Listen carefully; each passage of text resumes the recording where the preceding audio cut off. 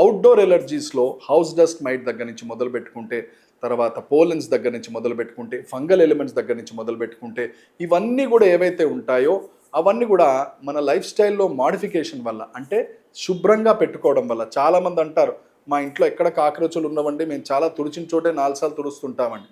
కొన్ని సందర్భాల్లో house dust might అని 8 కాళ్ళ సూక్ష్మ క్రిమి ప్రపంచంలో ఎలర్జీలు తీసుకురావడానికి అతి కీలకమైన 70% ఆఫ్ ద ఎలర్జీ పేషెంట్స్లో హౌస్ డస్ట్ మైట్ కారణం. ఇది ఎంత చిన్నగా ఉంటుందయ్యా అంటే, మానవుడి వెంట్రిక నిలువుగా 10 భాగాలు చేసి దాన్ని ఒక భాగాన్ని అడ్డంగా చేస్తే ఎంతైతే వస్తుందో అంత సూక్ష్మంగా, అంటే బ్యాక్టీరియా సైజ్గా ఉంటుంది. సో అది మనకు కనపడదు, విపరీతమైన ఎలర్జీలు తెచ్చే అవకాశం ఉంటుంది. అది ఎక్కడ ఉంటుంది?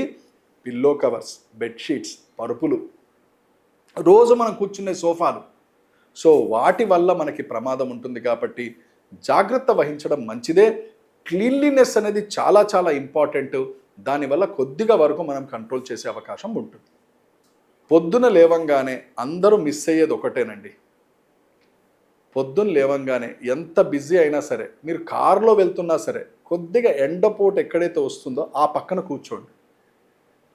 నేను చాలా బిజీ అండి, నేను ఎండలో కూర్చోలేనని చాలామంది చెప్తుంటారు మాకు. అయ్యా నువ్వు బిజీయే, కరెక్టే, కానీ కారులో ఎక్కిన తర్వాత ఆ ఎండ ఎక్కడైతే పడుతుందో 5 నిమిషాలు 10 నిమిషాలు ఆ ఎండకి ఎక్స్పోజ్ అవ్వు.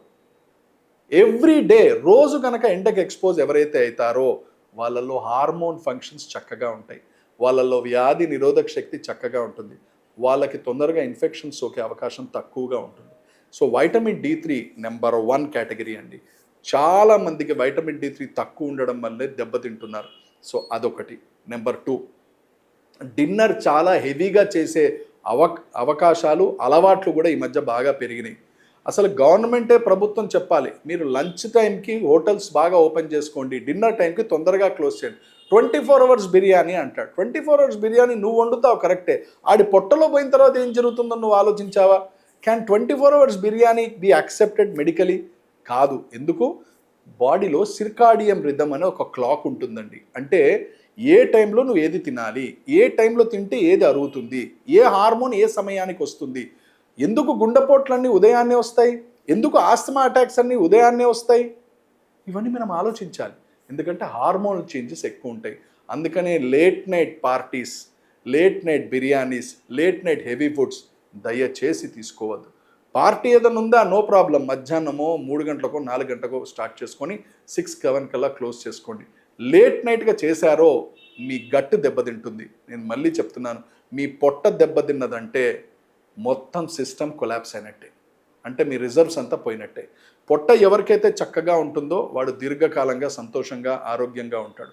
పొట్ట ఎవరికైతే దెబ్బతింటుందో రోగగ్రస్తుడయ్యే అవకాశం ఉంటుంది. ఈ మాట వైద్యుడిలాగా ఒక వ్యత్యాసంగా నేను చూడకూడదు, కానీ మీరు మీడియా పరంగా అడిగారు కాబట్టి సమాధానంగా చెప్తున్నా. మన దగ్గరున్న ఆరోగ్య వ్యవస్థ అద్భుతమైన ఆరోగ్య వ్యవస్థ.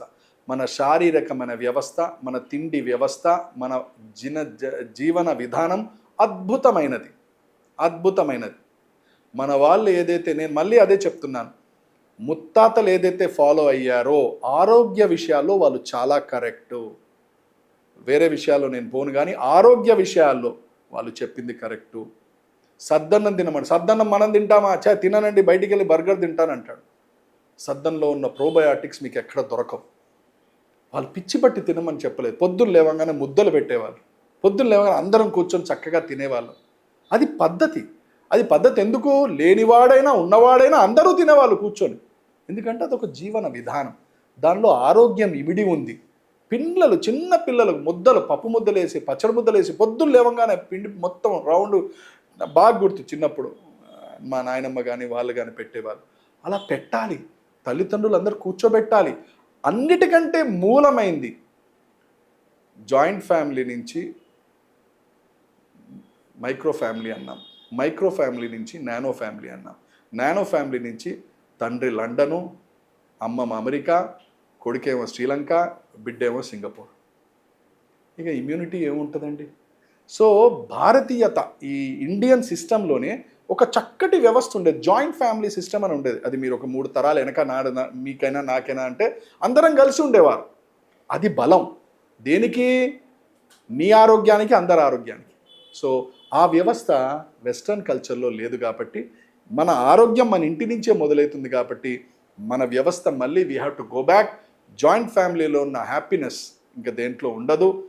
ఆరోగ్యపరంగా అది మంచిది అని మాత్రం నేను చెప్తున్నాను.